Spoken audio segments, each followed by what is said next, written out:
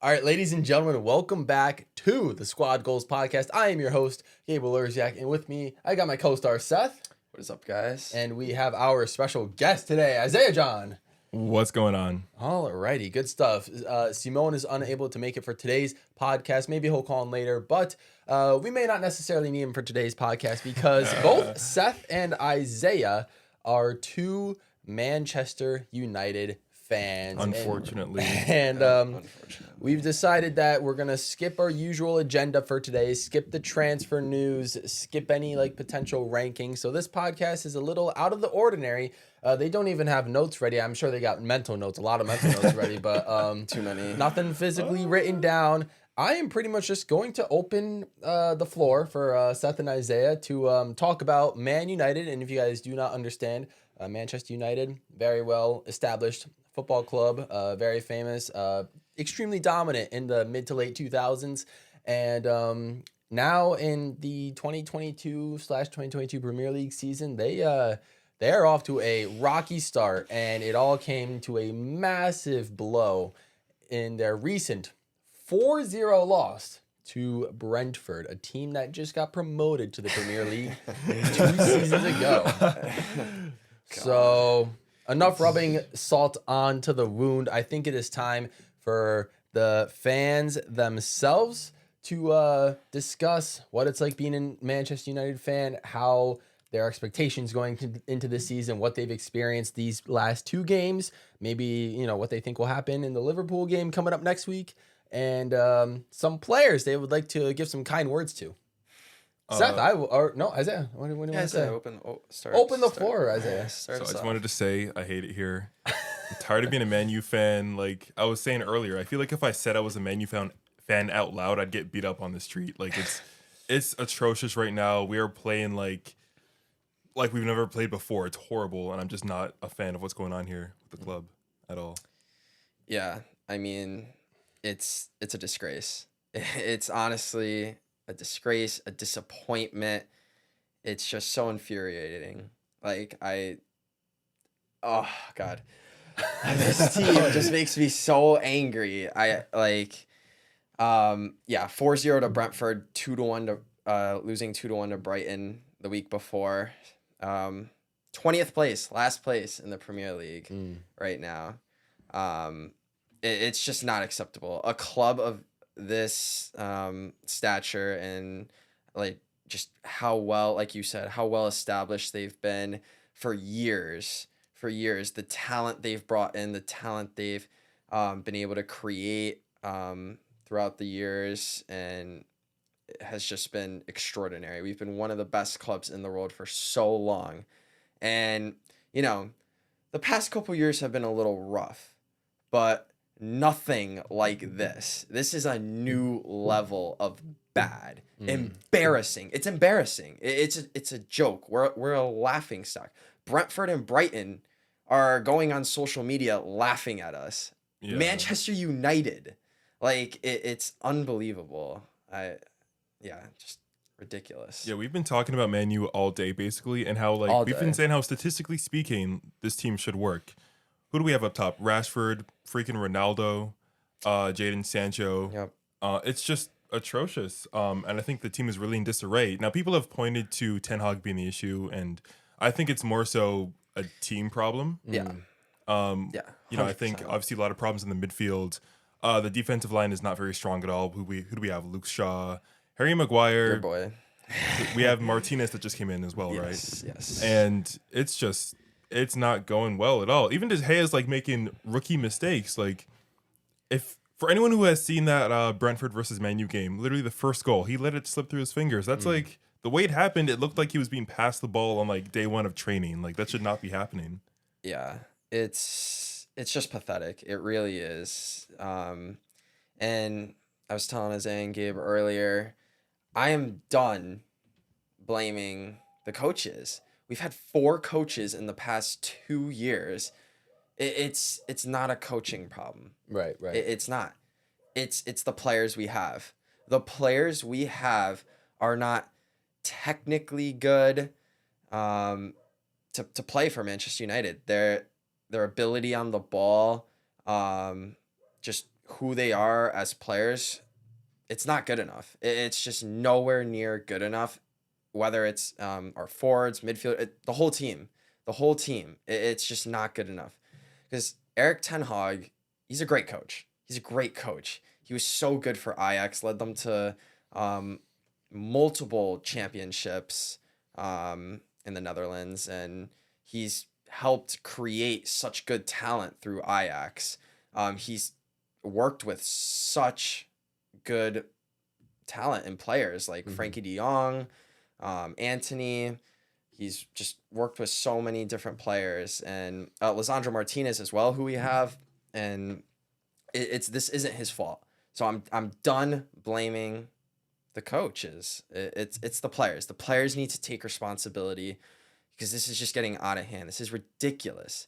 We can't lose 4-0 to Brentford. That you just can't. Like it's just, I was laughing.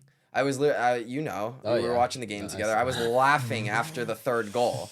I couldn't believe my eyes what I was seeing. But something I want to talk about before we get into the players themselves. We'll go player by player. Something I want to talk about is Manchester United's recruiting. It's terrible. It's so bad. I don't know who they have. Working with the sporting director or whoever is made up of the recruitment team at Manchester United. Whoever they need to get fired. Like they need to get fired right now. They need to be released of their job. They need to not even put their 2-week notice in. Like they need to just be released right now.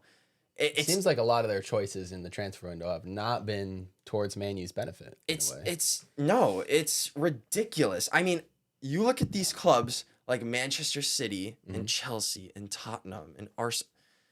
They are bringing in talent, not just good talent, because you can bring in like the best players in the world, like Mbappe, Neymar. Like, no, you can't just bring in talent. You need to bring in talent that fits your scheme, that fits your team chemistry. Yep. You can't just pick the best players in the world. Like, you have to. There has to be strategy with it. Yes. Right. Like, and we are the one club out of the big six that is failing miserably at this. Miserably. We're not like Barcelona where we're in so much debt. We have money. We're a good club. We have finances. And we're not utilizing them properly. We've bought 3 players this whole summer transfer window. 3. I just can't. It's not it. We need more talent. Barcelona, who's in like $1 billion of debt, have bought like 10 players. How are we letting that happen? Like, I don't. Manchester City, Chelsea, Tottenham, like, sure, they've only bought like 3, 4, 5 players themselves, but they're buying the right players. Correct. The players I that agree fit with their that. system. Yeah, definitely. So Manchester United just need to change the hierarchy. Like the bosses, the upper management, the recruiting stuff. It needs to be changed. This is ridiculous. Ridiculous. And there was an article I read, I think it was an ESPN article, where I'm not exactly sure who from Manchester United told Eric Ten Hag this. Somebody above him in Manchester United. They told Eric Ten Hag to lower his expectations for this season. Are you serious right now? Are you serious? Your bosses are telling you to lower your expectations, to not expect much out of this season. Come on. That's a lost cause right there. Literally, It is. that just shows that we're not putting any effort into trying to sign new players, to get new players here. And like, people don't want to come here. And there's a reason for it. The culture right now at Manchester United is just so poor. It's toxic. It's all over the place. And that is why players like Frankie de Jong, they don't want to come here. Also, we're not playing Champions League football. Damn straight we're not. Like it's ridiculous. He's crying inside. I am. I really am. Makes me sad. It's just ridiculous. I just cannot believe what we've been doing this summer transfer window, which is basically nothing. Nothing. And like, I can't believe we're just settling. Like, yes, you know, players are a little, you know, don't really want to come here right now. Right. And I understand that, but Manchester United is and should still be one of the biggest clubs in the world that people want to come to. And I think to make that happen, we need a recruiting team who's good enough to be able to convince these players to come to Man U. We need to have, especially Eric Ten Hag too, we need to have a plan. There needs to be a vision, something like a project. Players love when new coaches come in and they start building a new project. They're trying to create something new. But we're just not showing that to players at different clubs.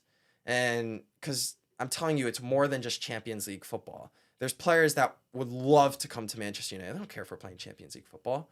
I mean, yeah, you got some players that do, like the really, really big superstar players. There's some still really good players that, you know, would come to Manchester United because they're Manchester United. So you think it's like really just like a legacy thing opposed to like the way they're playing right now? 100%. I mean, you have somebody like Lisandro Martinez, for instance, who was at Ajax, and now he's making his switch to Manchester United because he knows that they have been historically a very big club.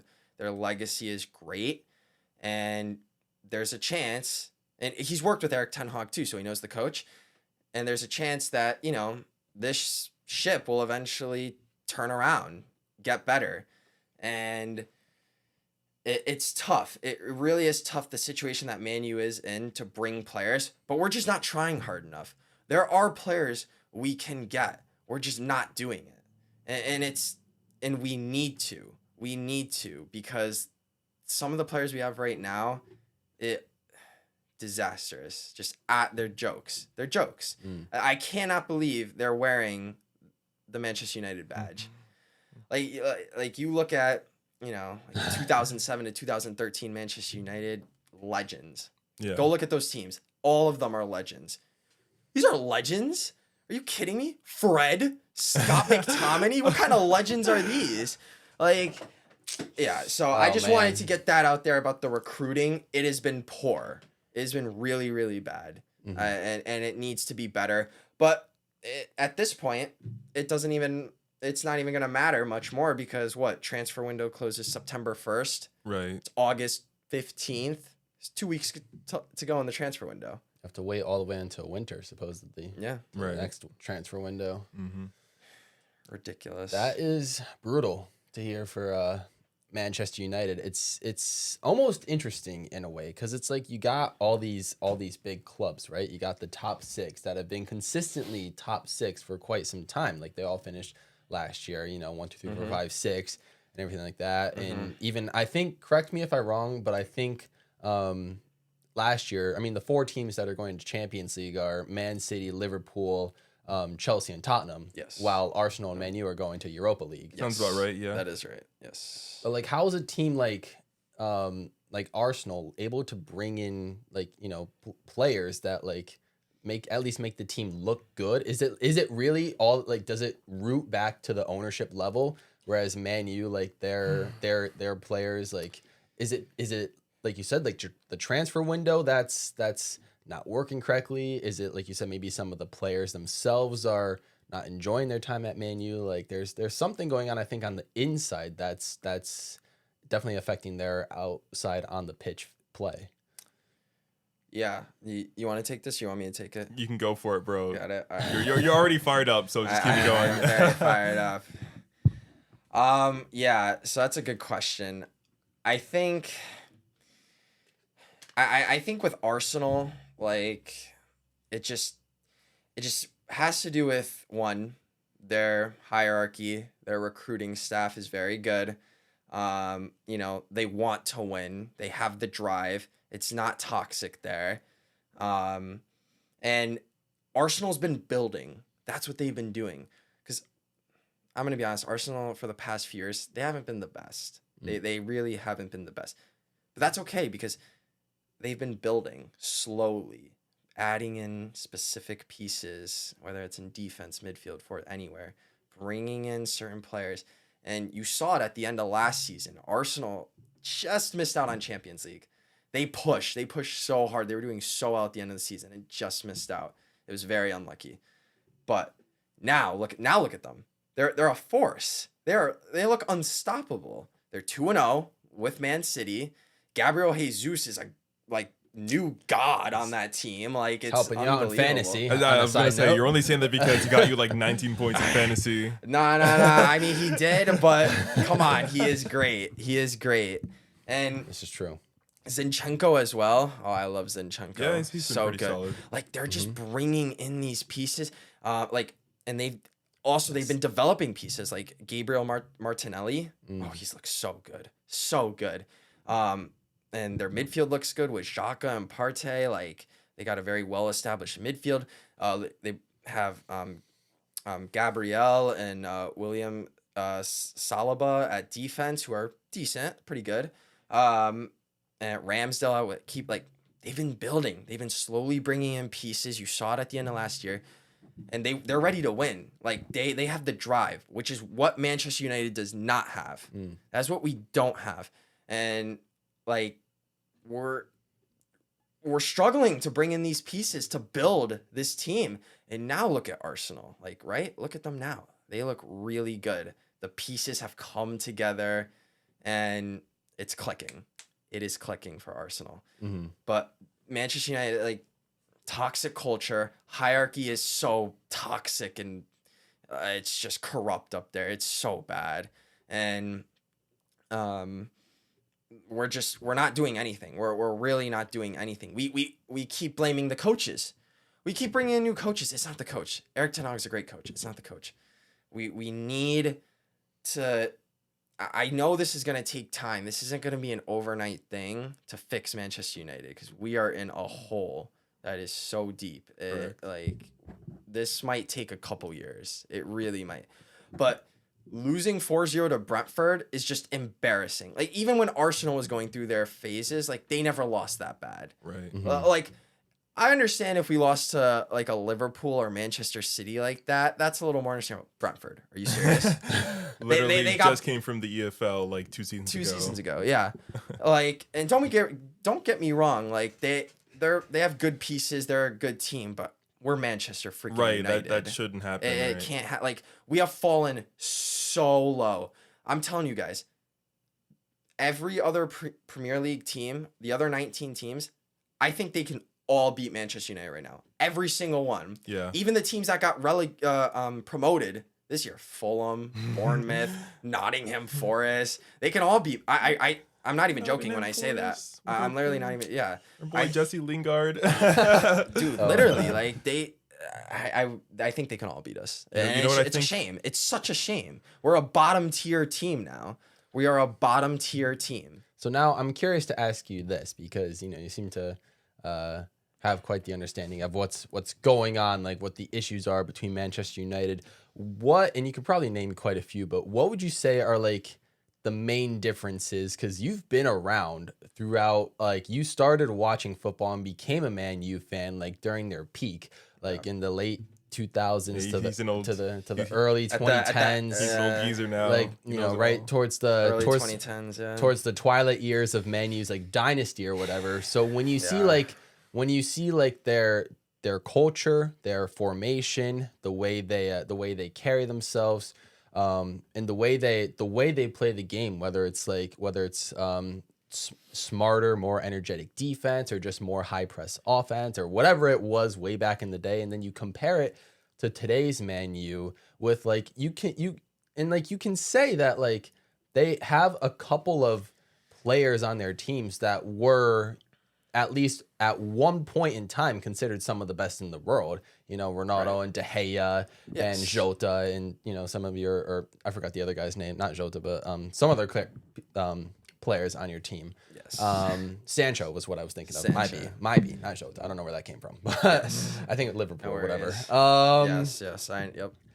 So what do you think are like the differences? Is it like all the players together? Is it like the way the whole team is operating? Like, why can't they go back and like look at themselves from like their past and realize what was working from them and then like you said, it's gonna take a slow rebuild, but like how come it hit rock bottom like this, like so I guess like suddenly?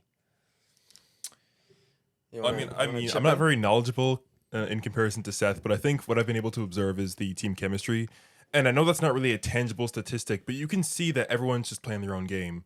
You know, Ronaldo literally is that sole striker role. He will just drive all the way up and expect the ball to be passed into him. And obviously the back line is kind of a mess. And when you go to the midfield, you have players like Scott McTominay who will try to dribble the ball halfway up the field and get it stolen like 2 seconds later. And it's kind of embarrassing. Yeah.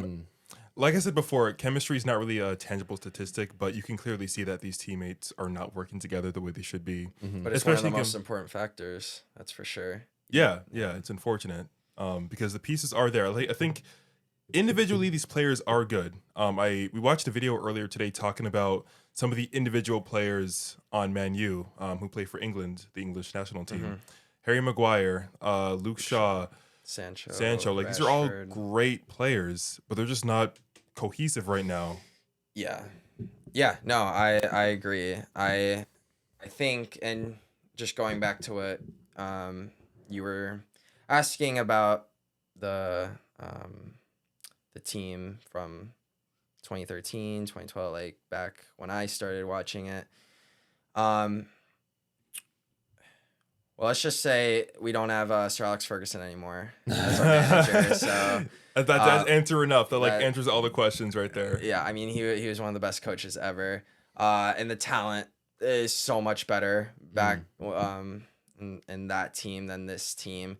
Like those are players that were hungry and like wore the badge with honor and respect and knew what it meant when they put on that Manchester United jersey.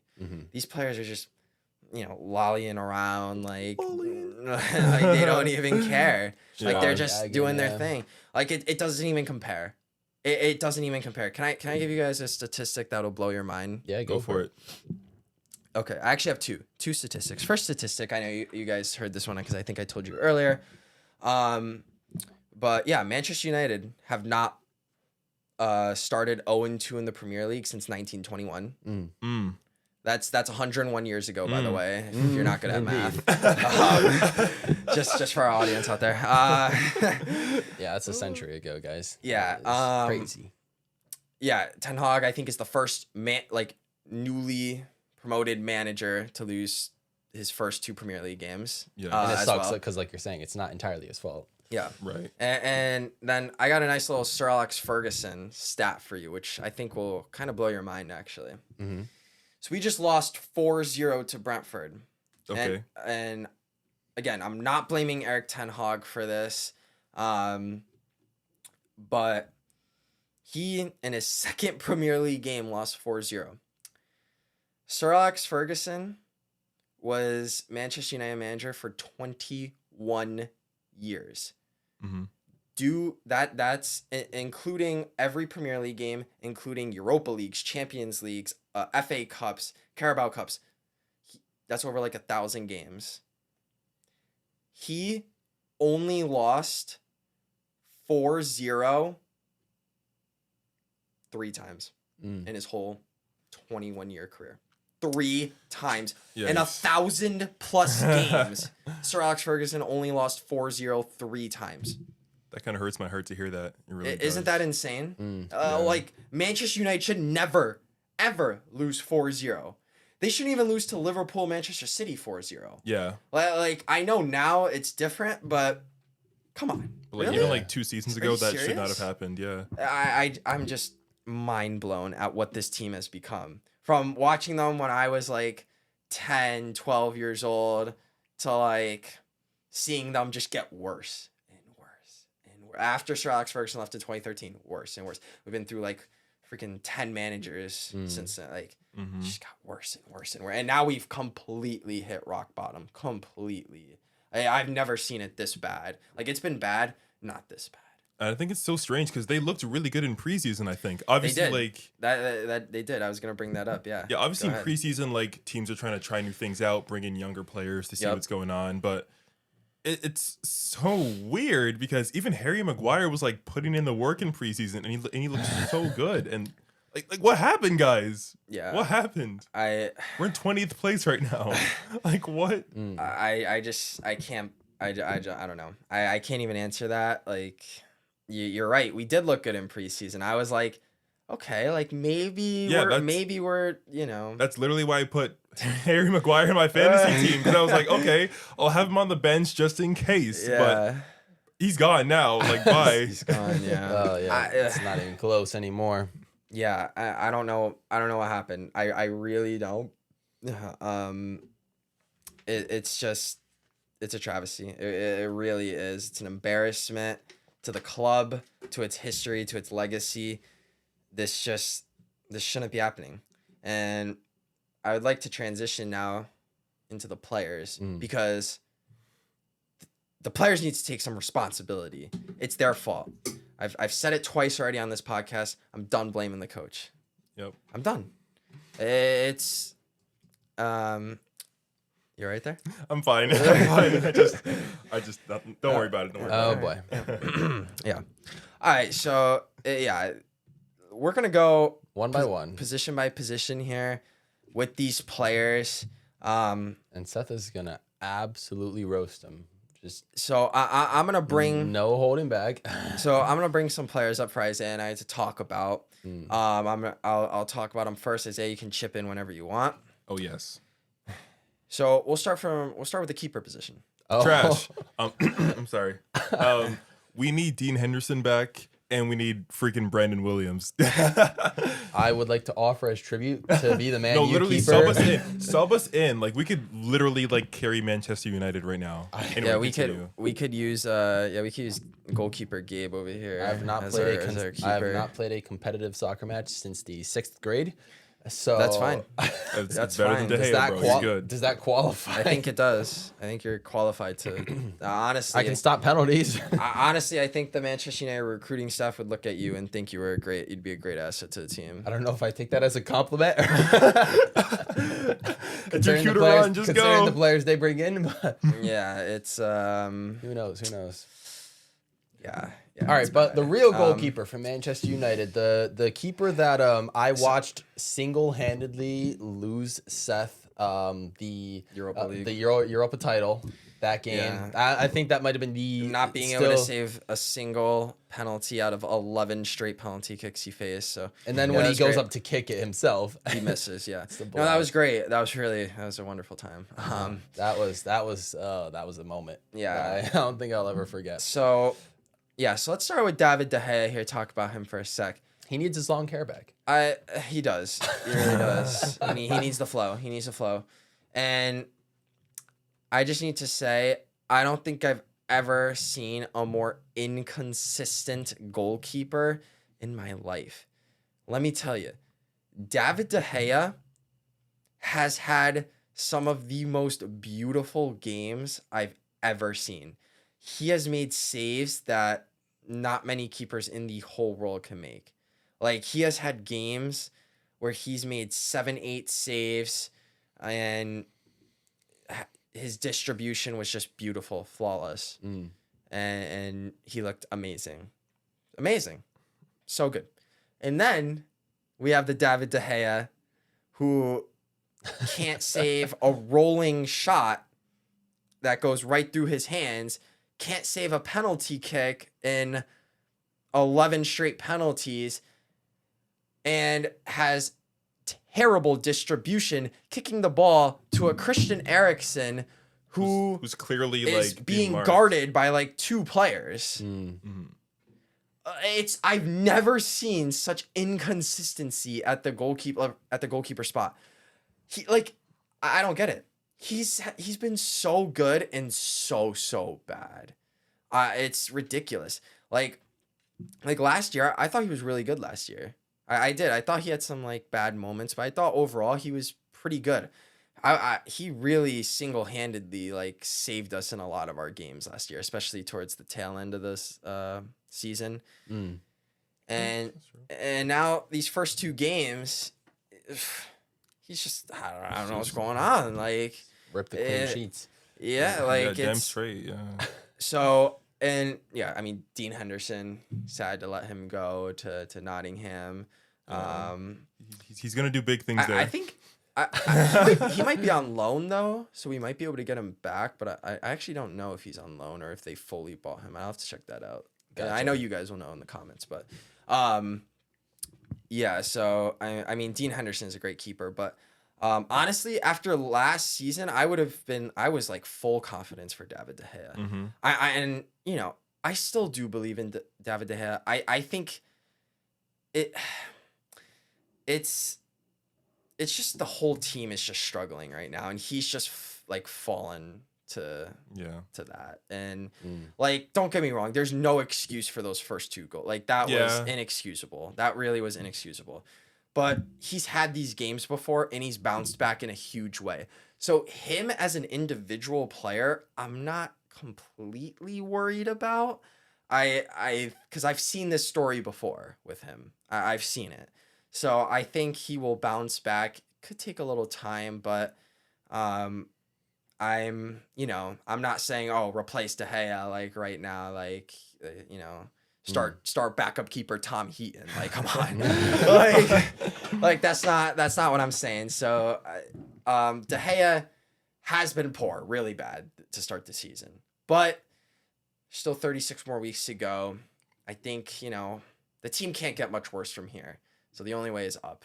So hopefully he'll be able to go up with. Well, don't say that yet, because we still have Liverpool versus Man U. Oh, so. Well, I mean, yeah, we're going to get killed that game. But but that's what I'm saying. Even when we get killed that game, we're still at rock bottom. Like we can't go below rock bottom. Like we're there already. So if we lose 7-0 to Liverpool, then it's like, it doesn't matter. It doesn't matter. We're still at the same place. Rock bottom. Yeah. So that's what I'm saying. Literally, the only way is up. Like it can't. Like even if we lose 7-0. It can't get worse. Like it really can't. So literally, I think relegation is the only worse option. Than we don't want to talk about it. We really don't want to talk about it. But there's 36 games left, so you still have plenty of time to bounce back. So yeah, David De Gea. He needs to be better playing out from the back, and like he just needs to be better with that. That was ridiculous. And yeah, he's done that in the World Cup too. When they played Portugal, with a Cristiano Ronaldo shot, he just let it roll right through his hands. Like he's done that a couple times. So yeah. All right. Well, let's move on to the left back position here, where we have 2 players. The player who started, we have Luke Shaw, and we have one of the 3 players that we brought in from the summer transfer window. I apologize if I have butchered the name. Tyrell Malacia, I believe is how you say his last name, Malacia. He came from Fennerwood. Yep. So, yeah. Let me just talk about Luke Shaw. Jesus Christ. Would you say it was his fault for that 3rd goal that he let the guy run right past him, or that 4th one? Well, what number it was? Partly. Yeah. I mean, I don't know about you guys, but seeing Luke Shaw, in that Brighton game, it made me mad. He just looked so out of shape. Like he looked like he had a gut. And I was like, dude, how are you showing up to the first Premier League game of the season? Like you just stopped at McDonald's on your way to the stadium. Like, dude. Sounds like us. Guilt discharge, ladies and gents. Like come on. Like he just looks like he's lacking match fitness. He doesn't look like the Luke Shaw from last season. Definitely doesn't look like England Euros Luke Shaw. Definitely not. Yeah, he just looks out of shape. And I'm not saying Luke Shaw's a bad player. I think he's a good player. He's out of shape. Right, Yeah. right, and it's making him become a bad player because of it. So he needs to get that in check because he got burned on that third goal. Yeah, it was He pretty got bad. burned on that third goal, and that was just embarrassing. That was really embarrassing. Yeah, like he didn't even try a slide tackle or nothing. He just let Dude, him run right he past pulled him. his shoulder back because he couldn't keep up with Yeah. him. And the Brentford guy just shrugged him off. Like, Mm-hmm. ridiculous. And so Tyrell Malacia, I'm very intrigued by this player. He's Well, young. Yeah, I was gonna say because he still has potential, right? Yeah, I mean, he's young. He has potential. He's quick. yeah, He looks like he's passionate. Like I've seen him yell on the pitch a few times when he's made a mistake or a teammate's made a mistake. Like I think the heart is there, and that's what Manchester United needs is Yeah. people that have the heart and that really want to play for the badge for the club. Mhm. And honestly, I think I wouldn't mind starting Tyrell Malacia. Yeah, I mean- like over Luke Shaw, like next game against Liverpool, give him a challenge. What do we have to lose? Honestly, like, yeah. At this point, I please. feel like it'd be a good time for Manchester United to try out a new strategy because Just experiment. At this yeah, because point. we're gonna get smacked either way. So we might as well like throw in some of the younger players, see Yeah, what they can do. I and just agree. See what happens. I think I like the Malacia kid. He looks good, and yeah, I agree. Start him against Liverpool. Give him the challenge. See how he does. Like, see can he defend like a Salah? Can he keep up with a Salah? Because that's who he would be facing on the left back spot. Rest you in know? peace, but yeah. Yeah, and so Luke Shaw did not look good that game. Did not look good both games, and just very disappointed in him. Really, it's just sad to see because he was a really good player last year, and but I think it's time we try something new. I hope Ten Hag will start Malacia next game. Yeah. All right.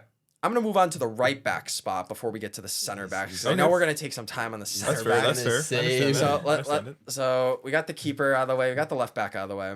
Or left backs, excuse me. Let's do the right backs here. So we got two right backs here. We've got our starting right back, Diego Dallo, and we've got our bench right back, who I don't think's played a minute this season yet, Aaron Wan-Bissaka. So Yeah, he's honestly pretty disappointing to tell you the truth. I'm tired of him. Yeah. I can't stand him.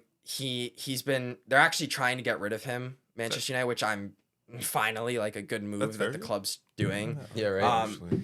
And he's been rumored to go back to Crystal Palace where we got him from. Right. And we don't need him. He's just not the player we're looking for. Right. He's just had too many outside the field issues too. Like he's not who we need right now, and I don't care for Wan-Bissaka. So we need to bring in another right back to help Dal out.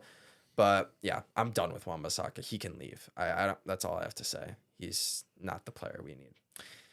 Diego Dalot though, he's an interesting one. He's plays on the Portugal national team with Ronaldo and Fernandes, so he knows them very well. He's very average to me, Dallo. Like he's really not that bad, and he's honestly one of the few players in the past two games that has like shown a little something. Like he's been able to get some decent services into the box, not great, but like he pushes upfield as that like right wing back, kind of looping around Sancho, making runs. But I'm not gonna say he was one of our bright spots, but he was one of our okay spots. Like he held his own. He held his own at that right back spot. I think we can get somebody better than him to take his spot. But I think for the time being, for how many other positions we need to make changes at, I think he's a solid filler just to hold that right back spot. And he hasn't been great. Nobody's been good. Not a single player has been good. So he hasn't been great, but he's been decent enough where I'm okay with him holding that right back position a little while longer. But if we get rid of Wan-Bissaka, which I really hope we do, I think we need to bring in somebody, to accompany him in that spot. So Right.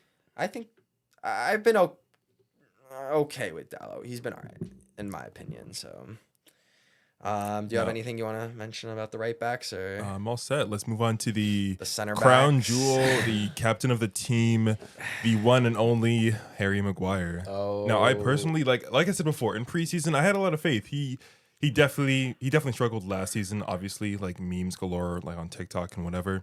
But he looked good. I think he was making runs. He was heading the ball, like being a really strong defensive center back. And I just he's literally back where he started from last season. Like I don't know what happened, and he's made some really poor decisions, I think. And I think there's obviously been a lot of like tension between him and like other players. Him being the team captain and him not really being a strong leader. Right. Right. But I do think that I want to say there's potential, but I think right now like they just need to figure out like what's happening with Harry Maguire because he's not where he should be. Right. Especially for a captain, like, come on. Yeah. I completely agree.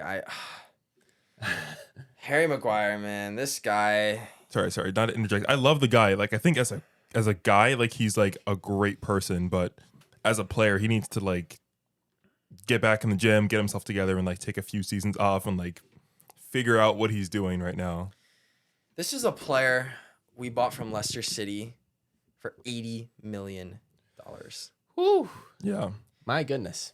And the results have been poor. Just ridiculously poor. There are so many problems I have with Harry Maguire. I don't think he's fit to be captain. He's not. He just can't be our captain anymore. He needs to be stripped of it. He does. I don't think he's in the best shape. He's too clunky and slow in that center back spot. I mean, and there's no confidence there. Zero confidence. He has just reached a new level of like having such startling anxiety. Like you can see it. He's so anxious now. And I think being captain of such a big club is getting to his head. And like you see him, he gets the ball. He's not the best on the ball. He gets nervous. He just plays it back to De Gea or like makes a bad pass or it's just bad. It's really bad. Like I think he's just shook of confidence. Like it's lacking so badly. Well, I mean, I think a big part of that is his presence on social media right now. Like he's been getting destroyed for what, like 2 years now? Yeah, it's tough. I mean, it makes sense. Like it's tough for a player to get, thrashed like that on social media. But you took that responsibility.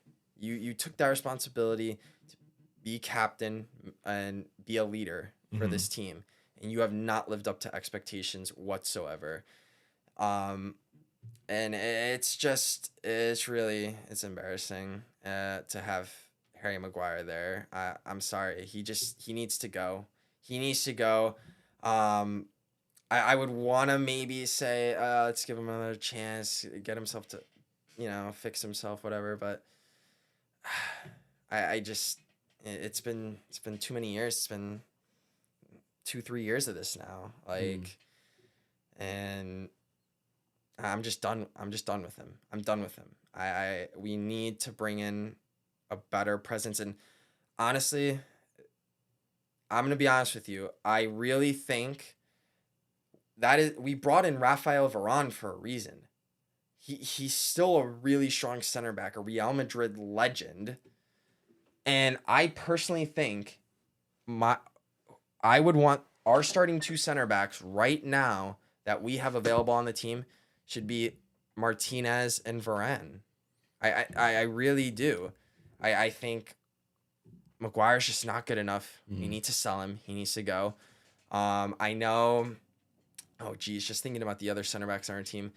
I don't think Victor Lindelof has the quality to really be a starting center back. I wouldn't mind him on the bench, but if we could get somebody else, I think that'd be better. He hasn't been terrible, but I just don't think he's that guy for us. Eric Bailey, I know he's rumored to leave on a transfer somewhere, so doesn't have anything to do with this club anymore. He's gone. I forgot he existed for a second. Might be. Yeah, he's gonna go out of there, and yeah, and I mean, I'm glad we got rid of Phil Jones too, so that was good. But yeah, so I really think it needs to be Varane and Martinez. Like, we paid so much for Martinez too. Right. $60-something million, $70-something million. Yeah, let him play. He knows Eric Ten Hag's system. He knows the system. He was with him at Ajax. And he looks really good. Like, I mean, I think Martinez has, struggled just because Harry Maguire struggled and Manchester United has struggled. But I think as an individual, he's had some pretty good bright spots in these past couple of games. Hasn't been the best. I think, there's some things he can work on. But for what our team is now, he's been probably one of our better defenders, if not the best defender we've had these past couple of games. And yeah, when Varane played, I thought he just brought really good stability to the back line. And I really like him, and I always loved him at his time at Real Madrid. And I think that switch needs to be made. I personally do. I like Varane. I like Martinez. I think that's who we should roll with. I would love to see my dream, not my dream because there's other players that I would love to have come in. But for the players we have, I'm just talking about the players we have that are on the roster currently. I think Ten Hag should line up like this in the back line. De Gea in goal. This is for the Liverpool game. De Gea in goal. Malacia left back. Dalot right back. Martinez and Varane center back. I just want to see it. That's fair. I just want to see that. I think, I think if we can hold Liverpool to a goal or two, I think that would be that would say something then. Honestly. You lost 4-0 at Brentford. What do you mean? Well, that's what I'm saying. The switch, dude. The switch. That's why I'm saying we got to try something different with this back line. Yeah. Luke Shaw goodbye and Harry Maguire goodbye. I just can't with them anymore. Unless some kind of big change happens to them, they gotta go. They gotta go. All right. Well, that's the defense there. Time to move on to our lovely midfielders. Oh, the greatest asset of Man U. Oh no. Scott McTominay, the GOAT. So they're oh boy. So yeah, Scott McTominay and Fred. I can't. Garbage. I can't. Oh man, the amount of times I've heard both of you just it's bad. Bashing them, yelling, just laughing at them, it's oh boy. These are your starting midfielders. What's going on? Terrible, man. Terrible. Both of them are a disgrace. A disgrace in that midfield. I can't stand it anymore. Oh my, Scott McTominay pisses me off so much. My God, this dude. How many times does he have to lose the ball every game? How many times? He's crying on the inside. I am crying on the inside. It's the same He loses the ball 40 times a game. You can't do that in the midfield. And it's the exact same run every time, too. It's sad. And this dude could have very well easily had a red card in the first game against Brighton. Like in the first 15 minutes. Just making stupid tackles because he loses the ball. I'm so done with Scott McTominay. He's not the quality midfielder we need at Manchester United. He's not. He can't control the ball very well. Not the best passer. And yeah, just way too out of control. Loses the ball way too much. You saw that pass when we were watching that video earlier that he made that just went way out of bounds. Yeah, what was that? What was that? I can't. So much for trying to get your team to Scott needs to go. Score. Scott McTominay needs to go. Oh, and by the way, Manchester United's recruiting staff is looking in to bringing Adrian Rabiot. Are you freaking serious? Rabiot. Scott McTominay actually has better stats than Rabiot. You know how sad that is? You know how we're bringing in somebody that's honestly statistically worse than McTominay. That's your recruiting. Man's gonna do a freaking backflip in a minute. Dude. And I'm afraid for the set. and Fred Fred as well, man. Yeah, Fred's like been worse, I'd say. Fred has just not been it. He works hard, but technically he's not good enough. Fred, he's in good shape. He runs around the pitch. He makes good tackles. I'll give him that. But technically, he is not good enough. He's just not. It's not the midfielder we need. Like Liverpool, they have Fabinho, who controls that midfield so beautifully as in that CDM spot. Yeah. Manchester City, they have Rodri. Oh, he's just like Fabinho, controls it so well. We need somebody like that. And McTominay and Fred, and God Almighty, Rabiot are not the answer. They are not the answer. I just don't understand it. How are Liverpool and Man City able, like Chelsea too? Conte. Chelsea has Conte. Yeah, Conte's amazing. Controls that midfield And really dude's well. Dude's like mad short, and he like literally plays like he's freaking Fabinho. He's crazy. Yeah, he's outstanding midfielder. And obviously, Pogba didn't work because Manchester United, we don't know how to use him, even though he's such a good player. He could have been that guy, but whatever. I think he used to be. He definitely used to be. But Used to be, yeah. And injuries and just how we treated him, like it was just a disaster. And we need that. We need that center defensive mid, that strong holding midfielder. And we have been so keen. This is what pisses me off too. We have been so keen this whole summer to get Frankie de Jong, which would be a great signing. But he clearly doesn't want to come to Manchester United. Okay, that's fine. like move on. Why are we still pushing? Like, I understand trying a second time, get a second offer seat potentially. Why don't we have a backup plan? Where's the backup plan? Where's the plan B? I thought Rabiot was the backup plan, right? No, Rabiot is a nothing plan. Where is the other midfielder that we can bring in? Oh, if De Jong doesn't work, that would, be just as talented, just as good. It's not there. There is no plan for another midfielder. We have nothing. Nothing. And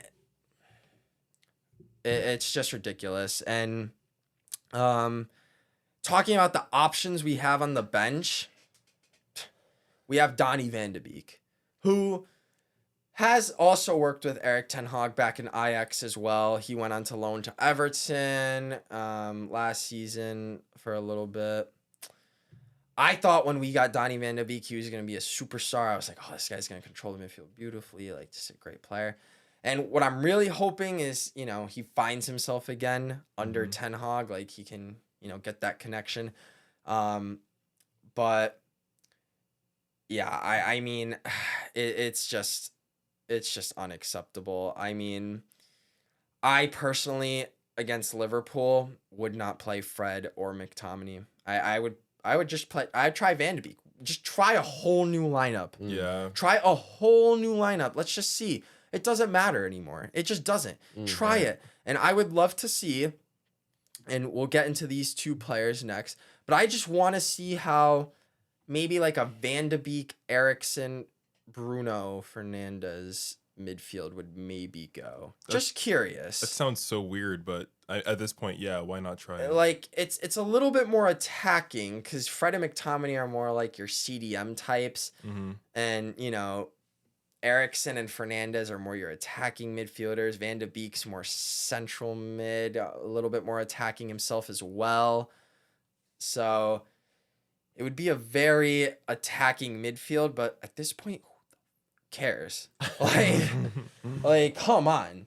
So Donny van de Beek, I don't really have an opinion on him. Like, I just want to let him start. I want to see how he does. Like, we've seen Fred and McTominay just fall off a cliff terribly and they suck, and I don't want to see him at the club ever again. Yep. Oh, okay. And Donny van de Beek, give him a shot under the new manager. Why not? let's see it. So, but yeah, literally, I read something about Donny Van de Beek where it was like, it only appears that Van de Beek gets subbed on after the clock has passed the 80-minute mark. And I'm like, that's so true. Like he barely gets to play. He plays for like less than 10 minutes every game. Give him a start. Let's see what he can do with more time. All right. Moving on to more of our attacking midfielders here. We've got the two guys I just mentioned, Christian Eriksen and Bruno Fernandes. Yeah. What do you think about both those players, So my guy? I feel so bad for Christian Eriksen. Literally on Brentford had a freaking heart attack, Yeah, went into cardiac arrest, and got put on Man U for this garbage. Like, dude does not deserve to be here. I feel so bad for him, honestly. That's all I have to say, because he's a good player, but he's not being played correctly. I think you mentioned earlier he's being played as like a center forward when he really should be like. Bro, we use him According as to our Seth, main. according to Seth, he's going to take Denmark to the World Cup finals. Bro, I love Christian Eriksen. I really do. He's cool, yeah. We played him as a striker, as our number 9, like in the game against Brighton. Yeah. You serious? It doesn't work. Like, he's a cool dude, but it's just not it's not his position. Like he's a center attacking mid, or he can play center mid, and that's where he is, because he's a chance creator. That's what he does. He's a visionary, great passer of the ball. Yeah. And just creates really good chances for us. Yeah. I really like the Christian Eriksen signing, honestly. I love the player. Obviously, Gabe knows how much I love him in Denmark. Like, I'm looking forward to them at the World Cup this year.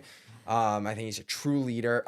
Honestly, as time goes on, I would love to see Eriksen get the captain's armband. I really would.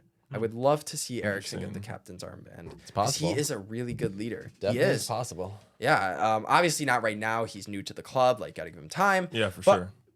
Maybe towards the end of the season or something. Hey, See why happens, not? yeah. Like, I think he'd be a great leader.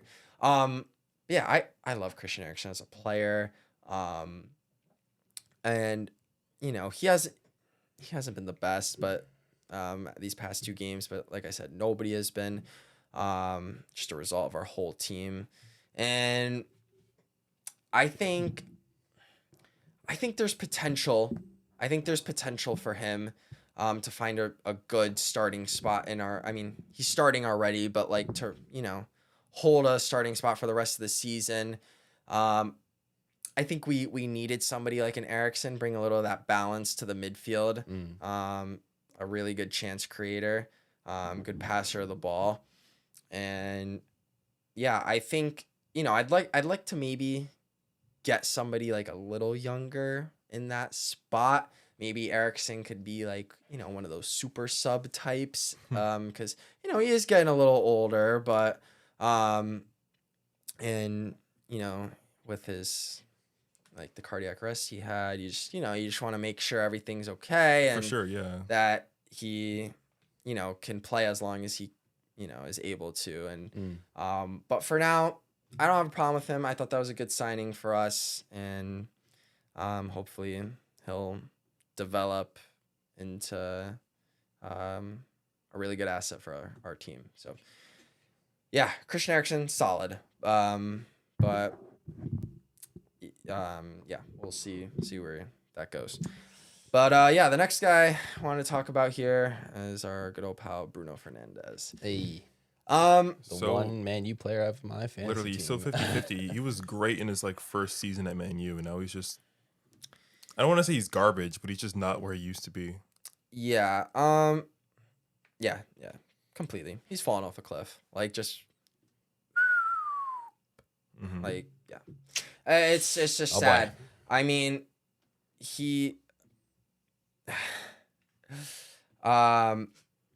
I'm gonna read you guys this line from this article that I found that I really like, that talks about him falling off a cliff, where it says, "Yes, we know Bruno Fernandes' form has fallen off a cliff, and he now overcompensates with a single-man press, chaotic attempts at Hollywood passing, and tedious hand-waving at referees, his teammates, himself, and any other being that blurs into sight." That was from The Athletic. That sounds about right.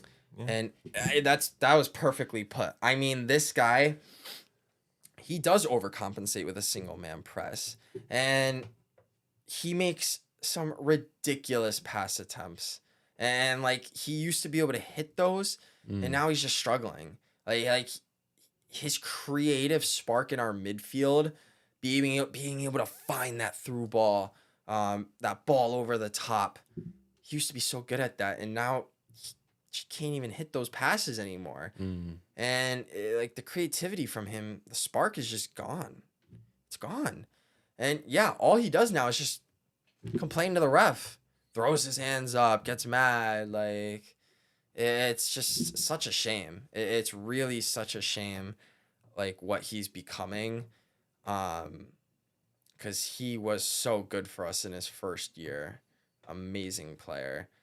And I really hope Ten Hag can unlock that, first season form. But it's not looking good. It really isn't. And I mean, this is a player that I feel you have to play just because of, his potential and what he has offered. Like we don't really have any other options that, you can start over Bruno. Right. But it's like at some point, this dude's got to get back into the swing of things. Got to find that form again. We need that. We really need. Think about it. Think about if Bruno and Eriksen are clicking. Think about how dangerous every attack would be. That would be really pretty to see. So I just hope Ten Hag can find that in him. I really do. So yeah, we'll see what happens with that. But he has been very poor these past two league games. Very, very poor. Understandable. Very. All right. Well, let's move on to the forwards. Oh, now. yeah. We have the fun last times. pieces. We have quite a few forwards here. So I'm gonna name. How many forwards do I want to name here? I'm gonna name 4. Yeah, I could do. Who's the fourth? What? I could do 4 forwards here. Hold on. Who's the? So we got Cristiano Ronaldo. Clearly. We got Marcus Rashford on the left wing. Right. Yep. We got Jadon Sancho on the right wing. Yeah. And we have this guy who comes off the bench quite a few times, Anthony Alenga. Okay. All right. That's fair. So out of those 4 forwards, honestly, when looking at that starting lineup of Ronaldo, Rashford, I told you guys this earlier, Ronaldo, Rashford, and Sancho, that should strike fear into It should make, opponents' yeah, eyes. statistically speaking. But it doesn't anymore. It just doesn't. And like Jadon Sancho and Marcus Rashford, like these past 2 games and even last season as well, they're just like nowhere to be seen. Like they'll get the ball like once in a while, do a few step overs, try and create something, and then just lose the ball because nobody's there. Right. It's just. It's just like they leave us, the fans, the supporters, envisioning, what they could be, their potential, because it's like you see like little glimpses of it, but it's just not there. It's not good enough. And I just think, again, this is something Ten Hag needs to be able to get the best out of these 2 players because they're both very young. They both play for England, England's national team. I think they can both be huge threats on the outside. We just gotta be able to utilize them correctly and get them the ball in good space where they can create their own chances. Because we've seen Marcus Rashford in his prime, Right. a beast. We've seen Jadon Sancho at Dortmund, an absolute god. And now they're just shells of themselves here. So I know you like to talk about Rashford and Sancho, so I'll let you I mean, to tell you the truth, you kind of covered everything I wanted to cover. Like the potential is definitely there. And I'm just simply disappointed. Like I I'm feel not like mad. I'm just disappointed. I feel like a disappointed parent. It's like Like, you could be Yeah. so much better, but like, what are you doing? Like, you make me want to cry internally, which I am doing right now, actually. But Yeah. Throughout this whole Yeah. podcast, yeah. it just really, I, Yeah. I miss the old them. Yeah. Yeah, no, I agree. And then there's Anthony Alanga, who, Which I actually like him a lot, and I think he started off really strong. But yeah, I did too. Like, he looked like, I still think he does have promise, but he's kind of just faded like, not in terms of his ability, but just faded in the depth chart a little bit. Like, he's Right. just and he also c- hasn't really gotten playing time compared to like the other that's what I'm players. saying. Yeah, that he hasn't been able to really show himself. Like, last season he was starting a lot of games, and now, like, I feel like he's, I mean, yeah, he comes off the bench, but he's not starting. And honestly, like, that doesn't bother me because it should be Sancho and Rashford. Like, it shouldn't be Alanga. It Yeah. should be Sancho and Rashford. They are the talent, like, that we know of, that we've seen, and it just needs to be unlocked again. It really does. And yeah, I mean, that just leaves one man. The one and only. Oh no. That just leaves my man, It all comes down to this. Cristiano Ronaldo. No. It's what a trials and tribulations. Indeed. What a man, just just, you know, Yeah, same. confrontational, just you know, controversial. It's the word I was looking for. Just what a polarizing figure, almost, in a way. It's I don't know. I wouldn't describe him, I don't think, as someone who's fallen, because from the game I saw, I feel like he, like, at least gave Man U, like, he had like their best like chances to score, I think, from that last game. Granted, it was few and far between, I'd say that. Yeah. but obviously everything outside of the playing field. Maybe not even everything. Maybe stuff inside the playing field too. You know, like preseason was kind of rough as well. But Well, he wasn't really there for preseason, but Ronaldo, guys, like, he's got a whole story, just, you know, besides playing in the league. And Seth, when I was watching the game with Seth, even he would look up at the screen and he would just, you know, talk to Ronaldo directly as if, you know, they were chatting with each other or something. He was like, you know what, Ronaldo, I understand you now. I wouldn't feel bad if you left the club. Like, I completely understand wouldn't. your feeling. And those were pretty much his exact words. So Seth, Yeah. let's elaborate on more on what you were thinking and more on Ronaldo's he is- situation in general. he is so ready to talk about him. I can see it in his eyes.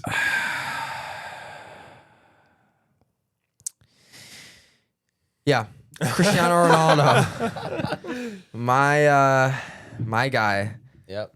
One of the reasons I became a Manchester United fan, Yeah. watching him at such a young age, Mm-hmm. back in his first stint with them.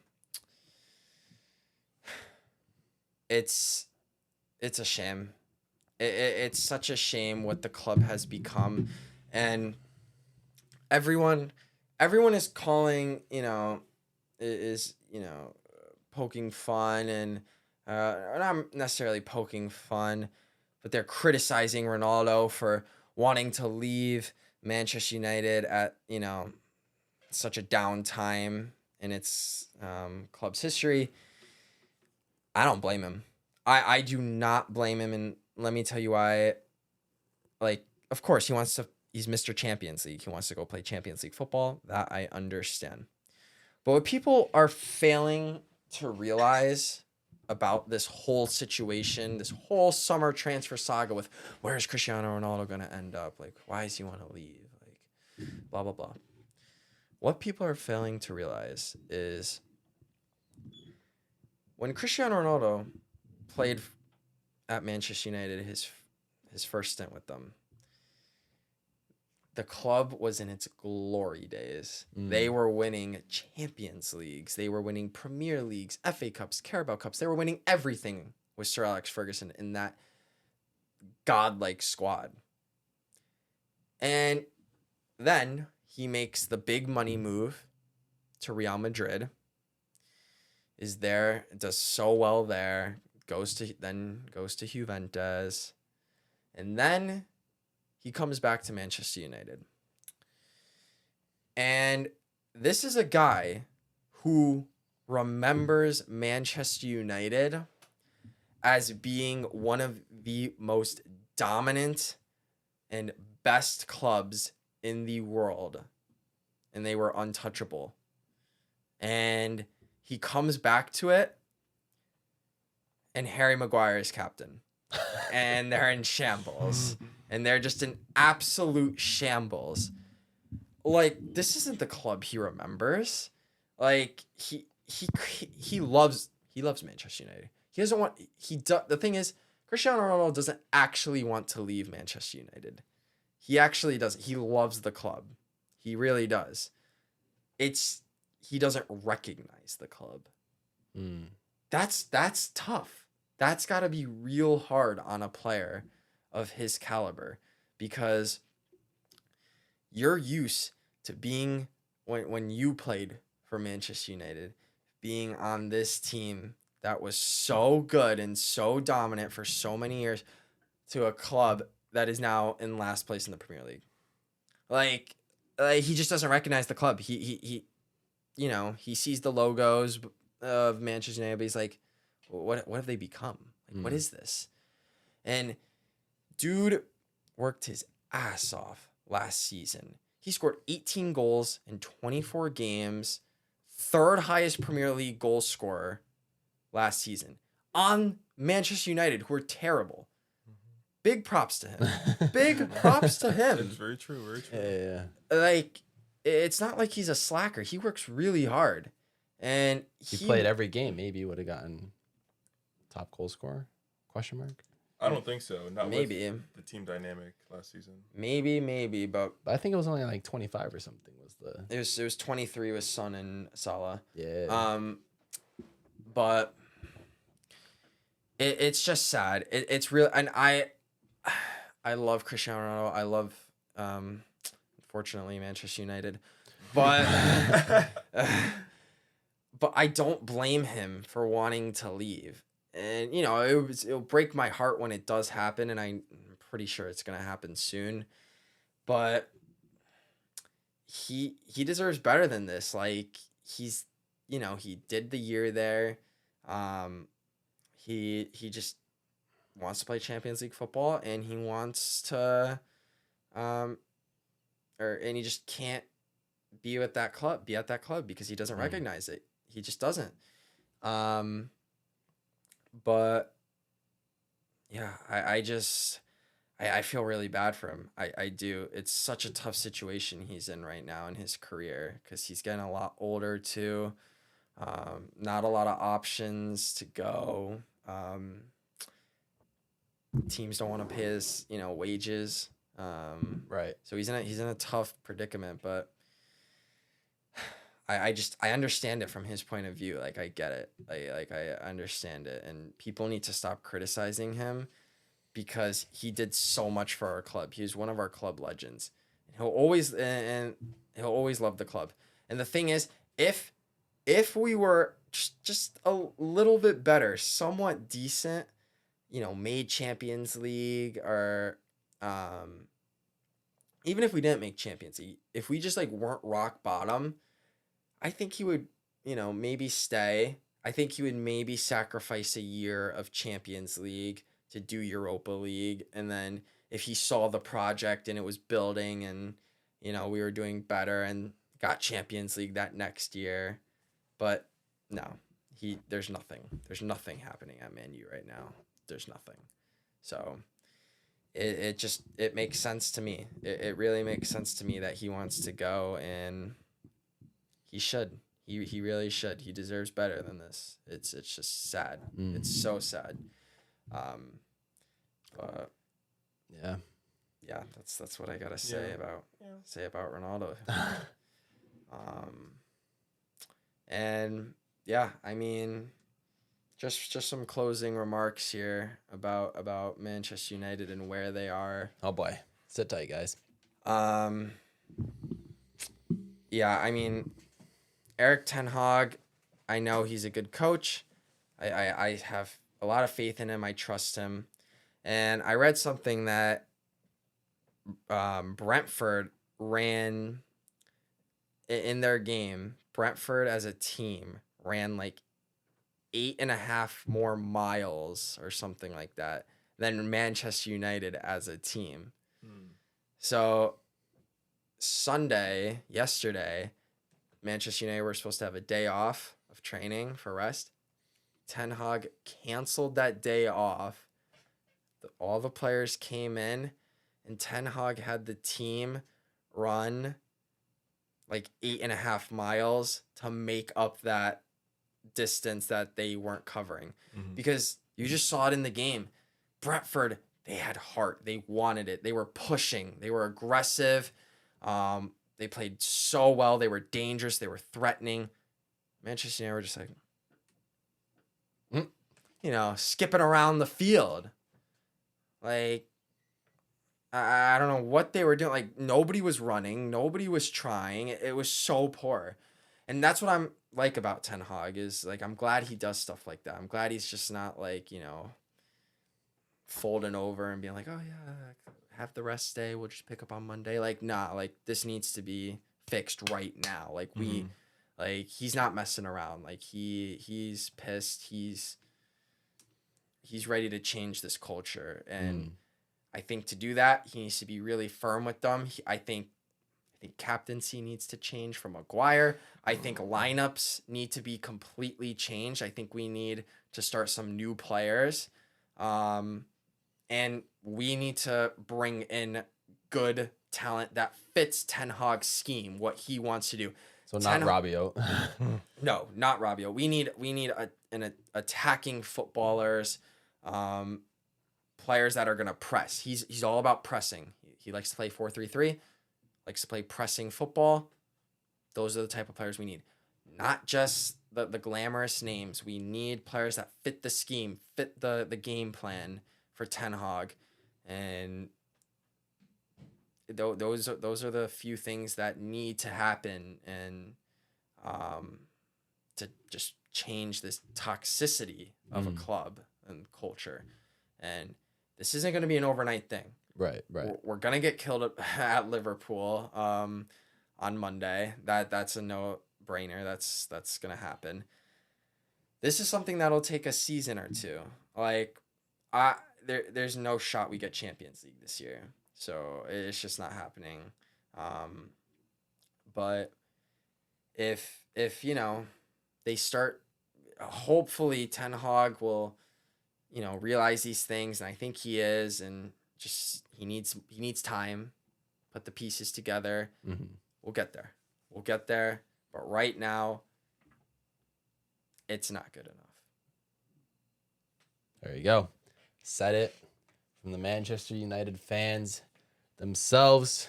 A deep dive into Manchester United as a whole, as a club, from inside out, through all of the players. Gave them a nice talking to, and it's just a matter of time, guys. I think it was just inevitable that after a dynasty like they had in the late 2000s to early 2010s, that they go through this rebuild mode.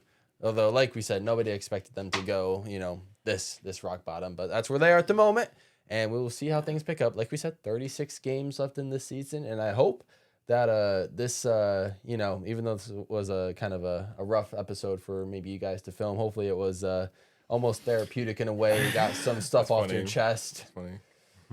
Yeah, it definitely was. All this pent up anger that you've had for the last season and a half or two. Yeah, maybe Isaiah's still crying on the inside. I am. I really am. Yeah, no, it definitely. It's definitely tough to do this one, but it had to be done. It had to be done. And I just want to make one more quick point before we sign off here. Okay. But just going back to Erik Ten Hag, all I'm hoping from Erik Ten Hag, is that he just doesn't fold. He doesn't conform to how Manchester United coaches in the past have conformed. And what I mean by that is he's been showing a little bit of signs of that. For example, I'll just give a couple examples real quick because I just read this quick little article which I thought was kind of interesting. Example: he played Christian Eriksen as a false nine. Very curious role for him, right? And De Gea in goal. He wants De Gea to be a better, like a more possession type keeper, which isn't De Gea. So that clearly, isn't his suit. And in defense, Ten Hag, has been empowering Maguire to be a starter and a captain. Are we sure any of those are the right call? Like, you got to think about that. And the whole preseason, Ten Hag's been, preaching his like unity, discipline, everything with this team, just to restore Ronaldo, who, missed out on all preseason and left a preseason game early and is, wants to leave the club. Like, is that the best thing to do for there's just those small things that Ten Hag is trying to do that I hope he isn't being like pressured by anybody, because I know how brilliant he is of a coach and I just want him to be able to have full control and do what he wants to do. I hope he's not being like folded over by the hierarchy of Man U. So that just scares me a little bit just from the past 2 games, but my faith is still in him. I trust him, and hopefully his project will work for the future. There you go. We will just have to wait and see. Maybe by winter time or whatever, we might have to do a follow-up on how Man U's progress is so far. Yeah, it'll probably be the same, but we'll just have to wait and see. And my final message to Eric Ten Hag. All 3 of us are ready to sub in. Like, just get us the roll. Like, I'll goalkeep, he'll attack, he'll defend. Like, we got this, bro. All right, but anyways, thank you guys so much for listening to and watching the Squad Goals podcast. Make sure to like the video and subscribe. We will see you guys next week with some more soccer news, updates, and just fun stuff in general. And we appreciate you guys listening to us. That's Seth. That's Isaiah. I'm your host, Gabriel Lurziak. We're signing off. We're the Squad Goals. We will see you guys next week. Peace.